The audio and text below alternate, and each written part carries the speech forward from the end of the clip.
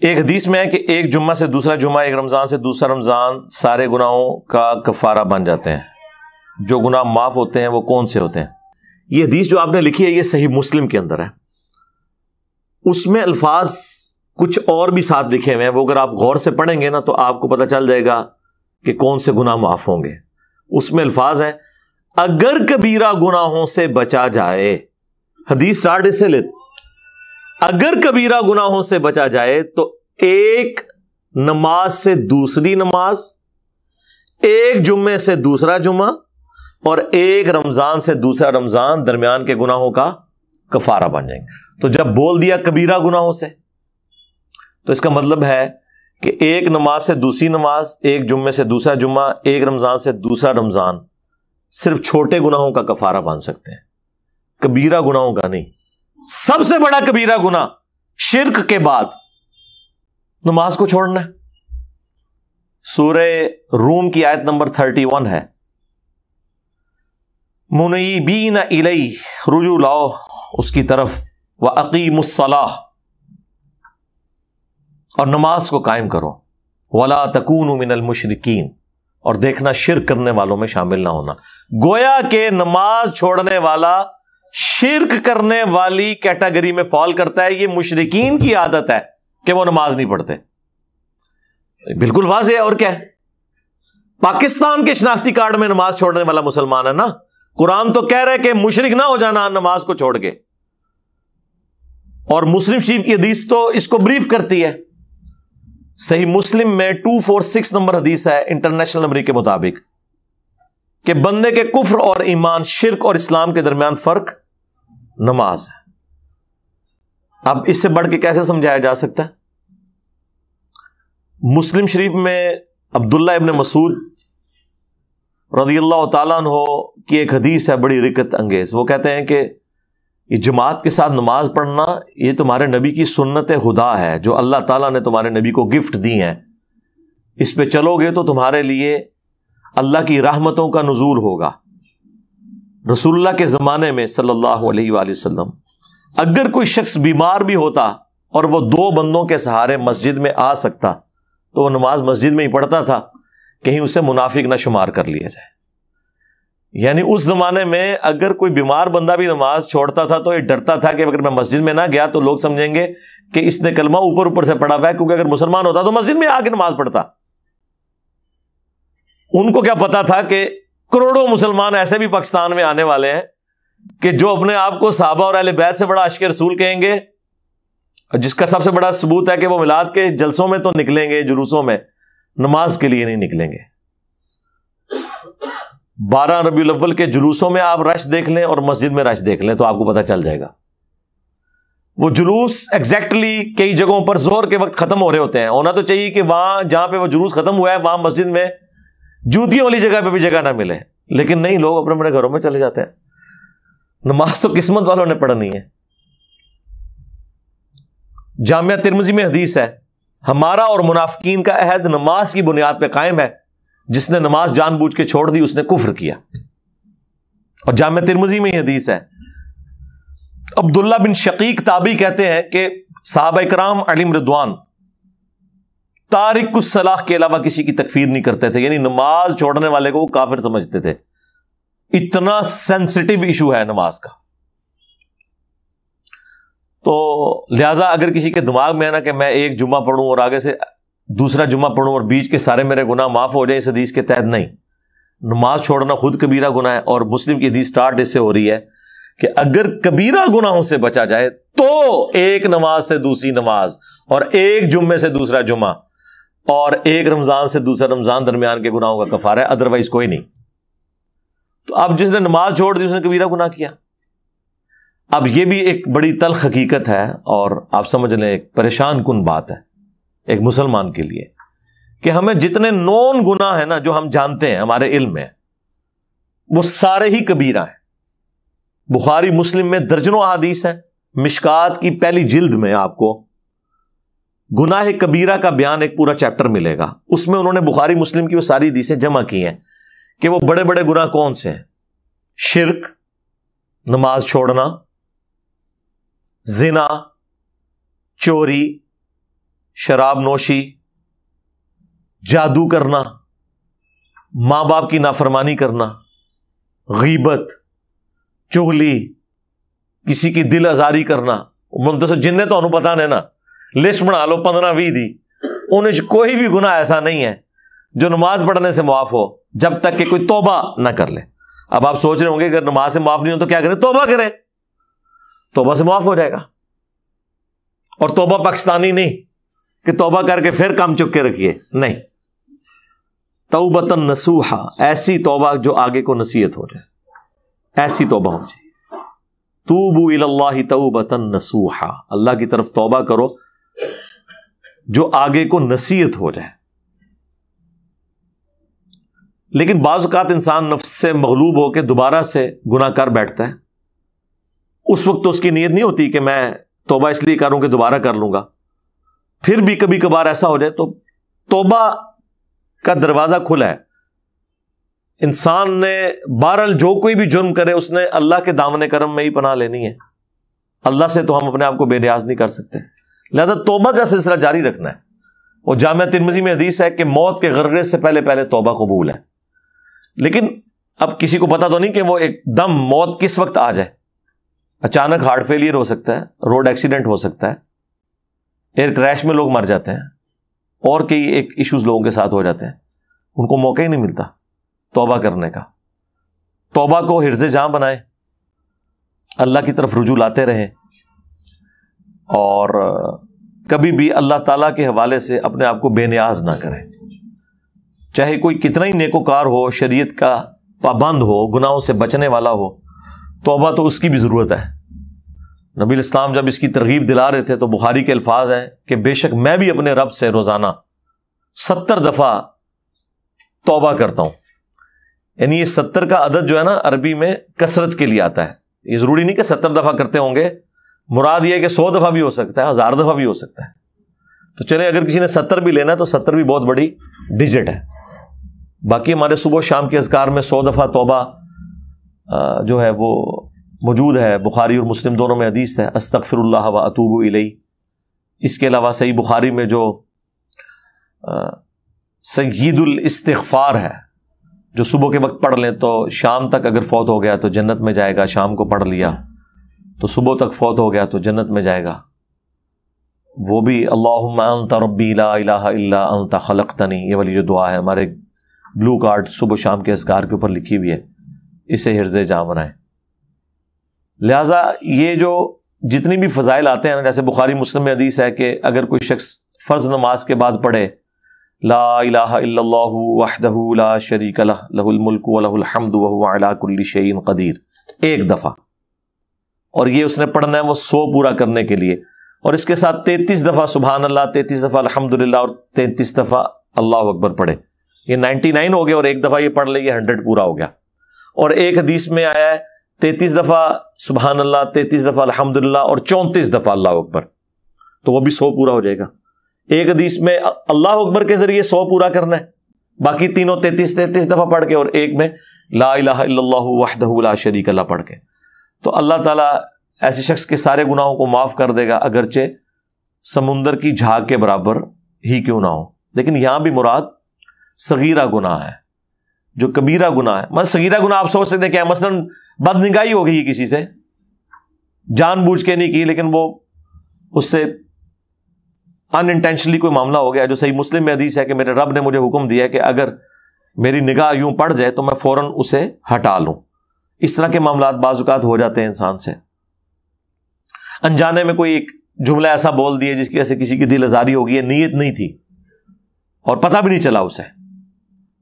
تو یہ اس طرح کے جو معاملات، ایک تو ہے جان بوجھ کے کرنا، وہ تو کبیرہ گناہ ہے. اس طرح کی جو چھوٹی موٹی چیزیں ہیں نا، وہ نیک اعمال سے آٹومیٹکلی گناہ معاف ہو جاتے ہیں. ٹھیک ہے، وہ تو قرآن میں واضح موجود ہے کہ دن کے دونوں کناروں کے اوپر نماز کو قائم رکھو، بے شک نیکیاں گناہوں کو مٹا دیتی ہیں. اور اس کانٹیکسٹ میں بخاری مسلم میں حدیث ہے، اس آیت کو حضور نے تلاوت کیا تھا اس موقع پر، اور مسلم میں ذرا تفصیل کے ساتھ ہے. جب ایک صحابی نے کہا کہ میں نے آج ایک غیر محرم عورت کو گلے لگا لیا راہ چلتے ہوئے کسی گاؤں ایریا میں دور دراز، لیکن میں نے اس کے ساتھ یعنی وہ انٹر کورس والا معاملہ نہیں کیا تو آپ مجھے پاک کر دیں. حضور علیہ السلام تھوڑی دیر خاموش رہے اور پھر یہ آیات نازل ہوئی اللہ کی طرف سے. پھر آپ نے وہ سوال کرنے والے کو بلایا اور آیات تلاوت کی کہ ٹھیک ہے نماز پڑھو اللہ تعالیٰ معاف کرے گا. اب اس کا مطلب یہ نہیں کہ کوئی شخص یونیورسٹیز میں کالجز میں ڈیٹے مارتا رہے اور اینڈ پہ نماز پڑھے اور کہ جی معاف ہو گیا. نہیں, ایک دفعہ ہی واقعہ ہوا ہے. اس پہ اجماع ہے کہ کسی چھوٹے گناہ کو بار بار کرنا یہ خود کبیرہ گناہ ہے. یہ ذہن میں رکھیے گا. ایک ان انٹینشنلی ایک چیز ہوگی وقتی طور پر, ایک پورے پلان کے ساتھ آپ بار بار کرتے ہیں کہ خیر ہے اس میں کیا حرج ہے. تو اس میں بھی اجماع ہے کہ جو چھوٹے گناہ لوگ تصور کیے ہوئے ہوتے ہیں ان کو پوری انٹینشن کے ساتھ بار بار کرنا یہ بھی کبیرہ گناہ ہے. اور یہ توبہ والا بھی جو کنسپٹ ہے نا پاکستان میں, یہ مجھے نہیں سمجھ آتی ہے کون سی توبہ انہوں نے بنائی ہوئی ہے. اللہ تعالیٰ تو جو توبہ کا کنسپٹ بیان کرتا ہے نا وہ تو یہ ہے کہ جو شخص اپنے گناہ کے اوپر شرمندہ ہو, اس کے بعد اللہ کی طرف رجوع لائے اور اپنی اصلاح کر لے تو تب اس کی توبہ قبول ہوگی. یہ سورۃ النساء میں بھی اللہ تعالیٰ نے فرمایا, سورۃ النحل کے اندر تو بڑی شان کے ساتھ بالکل اینڈ پہ جا کے آتی ہیں, پارہ نمبر 14 کے اینڈ کے اوپر, جہاں سورہ النحل جو ہے وہ کنکلوڈ ہو رہی ہے. تو آپ کو پتہ چل جائے گا قرآنی توبہ میں اور پاکستانی توبہ میں کیا فرق ہے. زمین آسمان کا فرق ہے سرکار, پتہ نہیں ہمیں کون سا. یہ آیت نمبر ہے 119. ثم ان ربک للذین عملوا السوء بجہالہ, پھر اس کے بعد بے شک تمہارا رب ان لوگوں کے حق میں جو کہ جہالت کی وجہ سے, کمزوری کی وجہ سے گناہ کر بیٹھے, ثم تابوا, پھر اس کے بعد توبہ کر لیں, من بعد ذلک, اس گناہ کے فوراً بعد, واصلحوا, اور اپنی اصلاح کر لیں. یہ اصل چیز ہے.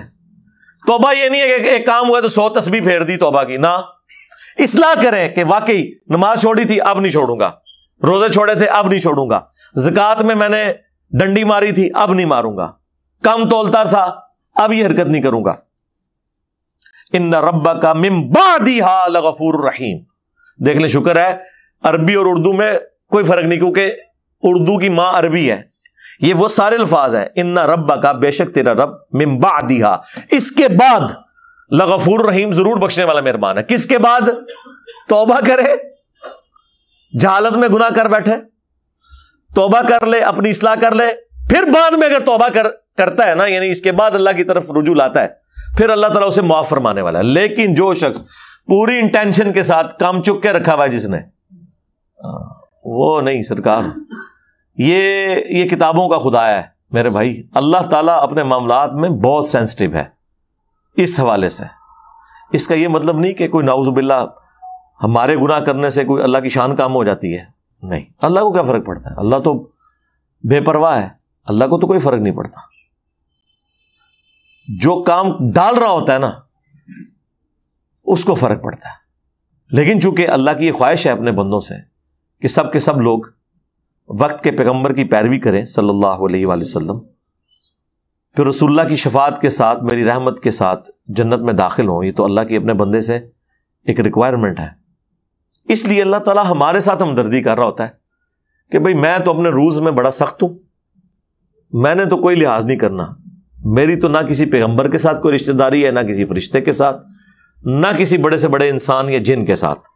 میں اپنے روز کے اندر بہت اسٹرکٹ ہوں, لہٰذا تم نے اپنے آپ کو سدھار لینا ہے. اس لیے توبہ کے حوالے سے کانشیس رہا کرے, اللہ کی طرف رجوع لاتے رہے, خصوصاً جب کبھی کوئی مس ہینڈلنگ ہو ایٹ دا اسپاٹ, اس وقت تو آپ نے توبہ کرنی ہے. ایک اور آیت ہے سورہ النساء کی, میں وہ بھی یہاں پہ کور کر دیتا ہوں, وہ بھی بڑی رکت انگیز ہے. لیکن سرکار یہ تو ان لوگوں کے لیے نا جو قرآن پڑھتے ہیں, جنہوں نے قرآن کبھی کھولا ہی نہیں ہے, جن کو یہ پتہ ہی نہیں ہے کہ اللہ تعالیٰ کی اپنے بندوں سے کیا ڈیمانڈ ہے. آیت نمبر ہے 17. انما التوبۃ علی اللہ, اللہ تعالیٰ کے ذمہ کرم پہ ہے ایسے لوگوں کی توبہ قبول کرنا. اللہ دیکھیں اپنے اوپر خود واجب کر رہا ہے. اللہ بھی کوئی چیز واجب کر سکتا ہے؟ اللہ کہتا ہے یہ میرے اوپر ذمہ داری ہے کہ میں ایسے لوگوں کی توبہ ضرور قبول کروں گا. یعملون السوء بجہالہ، جو جہالت کی وجہ سے اگنورنس میں گناہ کر بیٹھے. اچھا قرآن تو جان بوجھ کے گناہ والے معاملے کی طرف جاتے ہی نہیں. قرآن تو کہتا ہے بھول کے کر لیا. ہو اللہ کا بندہ، پیغمبر کا ماننے والا صلی اللہ علیہ وآلہ وسلم، اور اتنی دلیری دکھائے کہ گناہ کر بیٹھے. ثم یتوبون من قریب، پھر فوراً ہی توبہ کر لے. من قریب، ایک قریب اردو میں بھی استعمال ہوتا ہے. فَأُولَٰئِكَ يَتُوبُ اللَّهُ عَلَيْهِمْ، تو ایسے لوگ ہیں جن کی طرف اللہ تعالی رجوع فرمائے گا، ان کی توبہ قبول کرے گا. اچھا اللہ کا بھی نام ہے التواب. بندہ بھی توبہ کرتا ہے اور اللہ بھی توبہ کرتا ہے. بندے کی توبہ یہ ہے اللہ کی طرف رجوع لانا گناہ کر کے، اور اللہ کی توبہ یہ ہے کہ اللہ تعالی بندے کی طرف رجوع لاتا ہے کہ اچھا اب آ گیا تو چل تجھے معاف کیا. ہاں، توبہ کا معنی جو ہے وہ ہے رجوع لانا. بندہ اللہ کی طرف لاتا ہے، اللہ بندے کی طرف. وَكَانَ اللَّهُ عَلِيمًا حَكِيمًا، اور اللہ تعالیٰ علم والا، حکمت والا، یعنی اسے پتہ سب کچھ ہے. حکمت ہے کہ ڈھیل دیتا ہے. بخاری مسلم میں حدیث ہے، مسلم میں تو بڑے شان کے ساتھ آئی ہے کہ جو شخص گناہ کرنے کے بعد توبہ کرتا ہے تو اللہ تعالیٰ کو اس بندے سے ایسی خوشی ہوتی ہے جیسا کہ ایسا شخص جو کہ کسی ریگستان میں ہو اور اس کا سارا ساز و سامان ایک اونٹ کے اوپر لدا ہوا ہو. تھوڑی دیر کے لیے آرام کے لیے بیٹھے، آنکھ لگ گئی اور اونٹ غائب. جب اٹھا تو پریشان کہ اب تو موت سامنے ہے، کیونکہ ریگستان میں تو نہ پانی نہ کھانا. کئی ہفتے تک اونٹ تو سفر کر لیتا ہے کیونکہ اس نے پانی سٹور کیا ہوتا ہے اندر، اللہ نے اس کو بنایا ایسا ہے. انسان تو مر جائے گا بغیر پانی کے. اب وہ بیٹھ کے موت کا انتظار کرنا شروع کر دے اور اچانک اس کے سامنے اس کی سواری آ جائے، یعنی اسے نئی زندگی مل جائے، اور وہ اتنا خوش ہو کہ اس کی زبان لڑکھڑا جائے خوشی کی وجہ سے. کہنا تو اس نے یہ ہو کہ اے اللہ میں تیرا بندہ تو میرا رب، لیکن زبان لڑکھڑا جائے تیزی میں وہ کہے کہ اے اللہ تو میرا بندہ میں تیرا رب. من شدت الفرح. یہ نہیں ہے کہ اس سے کچھ چیز رسول اللہ یا شریف رسول اللہ ثابت ہو رہا ہے، وہ ثابت کرتے رہے. اللہ دے وہ بندے ہو ماموں پارٹی تو آڈے لوگوں نے پوری انٹینشنل پڑھایا، آج تک چھاپ رہے ہیں، ڈیفینڈ کر رہے ہیں اس کا اور اس بندے کا جس کی زبان لڑکھڑا گئی. اس کے ساتھ کیا لینا دینا ہے؟ ڈنگروں والی زندگی گزار رہے ہو تم لوگ. اس طرح کی حدیثوں سے رزلٹ کچھ اور نکلتے تھے، اور طرف چل پڑتے ہیں، اپنے بابوں کے کپڑے اترے ہوئے ان کی بزرگی ثابت کرنا شروع کر دیتے ہیں. بہرحال تو نبی اسلام فرمایا اصل میں اللہ کے نبی اسلام وہ اللہ کی خوشی کے اظہار کو اس طریقے سے پریزنٹ کر رہے تھے. اس میں سے یہ نکالنا تھا، اس میں سے بابوں کی گستاخانہ عبارتوں کا دفاع نہیں نکالنا تھا. تو ایسی خوشی اللہ تعالیٰ کو ہوتی ہے. یہاں پہ بھی اللہ تعالیٰ فرما رہا ہے کہ فوراً توبہ کر لے اور اللہ تعالیٰ معاف کرے گا. وَلَيْسَتِ التَّوْبَةُ لِلَّذِينَ يَعْمَلُونَ السَّيِّئَاتِ، اور ایسے لوگوں کی تو کوئی توبہ ہے ہی نہیں. یہاں اللہ نے سائملٹینیس کنٹراسٹ بھی بیان کر دیا ہے کہ جو گناہ کرے حَتَّى إِذَا حَضَرَ أَحَدَهُمُ الْمَوْتِ، یہاں تک کہ ایسے گناہگار شخص میں سے کسی کو جب موت آئے، قَالَ إِنِّي تُبْتُ الْآنَ، تو کہ یا اللہ معاف کر دے. بھائی اب جب موت سامنے نظر آ گئی ہے تو پھر اللہ تعالیٰ ہمارا ایسے کی کوئی توبہ نہیں ہے. فرعون کے لیے بھی آیا تھا نا، الآن اب ایمان لے کر آیا فارغ. جب وہ اس کو غوطہ آیا جب سمندر میں، تو اس نے کہا کہ میں بنو اسرائیل اور موسیٰ اور ہارون کے رب پر ایمان لایا. اللہ نے فرمایا اب موقع ہے ایمان لانے کا، اب تو موت نظر آ گئی. یہ وہی لفظ ہے انی تبت الآن وللذین یموتون وہم کفار، اور نہ ایسے لوگوں کی توبہ کبھی قبول ہوگی کہ جو کفر کی حالت میں مرے. اب اس سے مراد یہ ہے کہ آخرت میں گناہگار مسلمان کے تو چانس ہیں کہ اس کو اللہ تعالیٰ عذاب کے بعد یا رسول اللہ کی شفاعت کے ساتھ یا اپنی رحمت کے ساتھ معاف کر دے، لیکن اللہ تبارک و تعالی جو شخص کفر کی حالت میں دنیا سے گیا، آخرت میں نہ اپنی رحمت سے نہ رسول اللہ کی شفاعت سے اسے معاف کرے گا. اس لیے یہاں ذکر ہے اولئک اعتدنا لهم عذابا الیما، ایسے لوگوں کے لیے دردناک عذاب اللہ تعالیٰ نے تیار کر رکھا ہے. اللہم لا تجعلنا منہم، اللہم اجرنا من النار، اللہم انا نسألک جنت الفردوس مع النبیین والصدیقین والشہداء والصالحین، آمین۔ تو توبہ اس کی قبول ہے جو فوراً توبہ کر لے، اپنی اصلاح کر لے، یعنی پاکستانی توبہ نہ کرے، صحیح والی توبہ کرے جیسا کہ توبہ کرنے کا حق ہے۔ پھر اللہ سے، وہ تو اللہ نے سورہ الانعام میں فرمایا ہے کہ میں نے اپنے اوپر لازم کر لیا ہے کہ ہر حال میں رحم ہی کروں گا، اور بخاری مسلم کی حدیث سے اللہ تعالیٰ نے مخلوقات کی پیدائش سے پہلے اپنے پاس عرش پہ یہ عبارت لکھ لی تھی کہ میری رحمت میرے غضب پر سبقت لے جائے گی۔ اب دیکھیں یہ کتنا بڑا ایسٹ ہے ہمارے لیے، اللہ کی رحمت اور غضب برابر بھی ہوتے تب بھی ہم مارے جاتے۔ وہی گل عدل کریں تے تھر تھر کمن اچیاں شانہ والے، فضل کریں تے بخشے جاون میں ورگے منہ کالے۔ یعنی اگر تو عدل کرنے پہ آئے تو بڑی بڑی شانوں والے بھی نفسی نفسی کر رہے ہوں گے قیامت کے دن، اور اگر تو فضل کرنے پہ آئے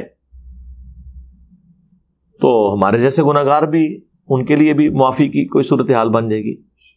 صرف اعمال نہیں رحمت بھی، صرف رحمت نہیں اعمال بھی۔ یہ ہو نہیں سکتا کوئی کسان جو ہے وہ اپنی زمین میں ہل نہ چلائے اور بیج نہ بوئے اور کہے کہ رحمت کی وجہ سے خود بخود گندم نکل آئے گی، یعنی بارش کی وجہ سے۔ بارش کی وجہ سے گندم کی فصل اسی کی نکلے گی جس نے ہل چلا کر بیج بویا ہوگا، اور صرف بیج بونے سے بھی کچھ نہیں ہونا جب تک کہ رحمت نہ ہو۔ اسی لیے بخاری مسلم میں حدیث ہے، نبی علیہ السلام نے فرمایا کوئی شخص بھی محض اپنے اعمال کی بنیاد پہ جنت میں داخل نہیں ہو سکتا۔ ایک صحابی نے جرت کر کے پوچھا یا رسول اللہ آپ بھی، آپ سے زیادہ پرفیکٹ اعمال کسی کے نہیں؟ آپ نے فرمایا ہاں میں بھی، جب تک میرے رب کی رحمت مجھے ڈھانپ نہ لے۔ دیکھیں حضور نے اپنے آپ کو کتنا نیچے کیا، کیونکہ اللہ کے ساتھ بات ہو رہی تھی۔ یہ بات کرنے والے اللہ کے پیغمبر تھے، یہ کون سا کوئی ایسا صوفی دا جڑا گیا جی چھڑ دو عبد القادر پہ آ گیا جی، ہاں یہی پہننے نے۔ پیغمبروں کا ایٹیچیوڈ یہی ہوتا ہے کہ جب تک میرے رب کی رحمت مجھے ڈھانپ نہ لے میں بھی جنت میں نہیں جاؤں گا۔ پیغمبر یہ نہیں کہتے کہ میں ادھر تک جانا ہی جب تک میں سارے اپنے مرید نال نہ لے جاؤں۔ پیغمبروں کو تو اللہ کا تعارف ہے، ان جاہلوں کو تو تعارف ہی نہیں نا۔ ایک جاہل آدمی جس کو پتہ ہی نہیں کہ اللہ کون ہے، ٹھیک ہے، تو وہ جو مرضی بڑھ کے مارتا رہے، اسے کیا پتا کہ بھئی کس ہستی کے بارے میں بات کر رہا ہے۔ تو جاہل آدمی کی باتوں کو آپ اس طرح ہی سمجھیں جیسا یہ چرسی اور پاؤڈری اور جو نشئی لوگ ہیں نا، جو منہ میں آتا ہے بولتے ہیں، انہیں گراؤنڈ ریئلٹیز کا پتہ ہی نہیں ہے۔ ان لوگوں کا بھی یہی حال ہے۔ اللہ کا تعارف تو پیغمبروں کو ہوتا ہے، اور پیغمبر جو ہے وہ اپنی امتوں کو ان کتابوں کی روشنی میں جو اللہ ان پہ نازل فرماتا ہے وہ کرواتے ہیں۔ ان بیچاروں کا کیا لینا دینا، نہ انہیں اللہ کا تعارف، نہ انہیں آخرت کا تعارف، نہ انہیں یہ پتا کہ مرنے کے بعد کتنے مشکل معاملات ہونے والے ہیں، ورنہ تو انسان اپنی جان کی فکر کرتا ہے۔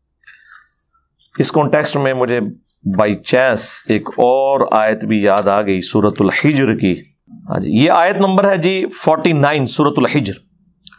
نبئ عبادی انی انا الغفور الرحیم، اے نبی میرے بندوں کو خبر دے دو، خبر دے دو انہیں کہ بے شک میں بخشنے والا، رحم فرمانے والا ہوں بہت زیادہ۔ وَأَنَّ عَذَابِي هُوَ الْعَذَابُ الْأَلِيمُ، لیکن میرا جو عذاب ہے نا وہ بھی بہت دردناک ہے۔ تصویر کا ایک رخ نہیں بیان ہوا، یہاں پہ کہتے ہیں جو اللہ بڑا غفور رحیم ہے، اور اس کا مطلب یہ نکالتے ہیں کہ کام چک کے رکھو، جو کچھ بھی ہے تیرے محبوب کی امت سے ہے۔ نہیں، قرآن میں اللہ کا غفور الرحیم ہونا اس بندے کے حق میں جو اللہ کی طرف رجوع لے آئے گناہ کرنے کے بعد۔ جو باغی ہے نا اس کے لیے پورے قرآن میں کوئی آیت موجود نہیں ایسی کہ کام چک کے رکھو تو میں معاف کر دوں گا۔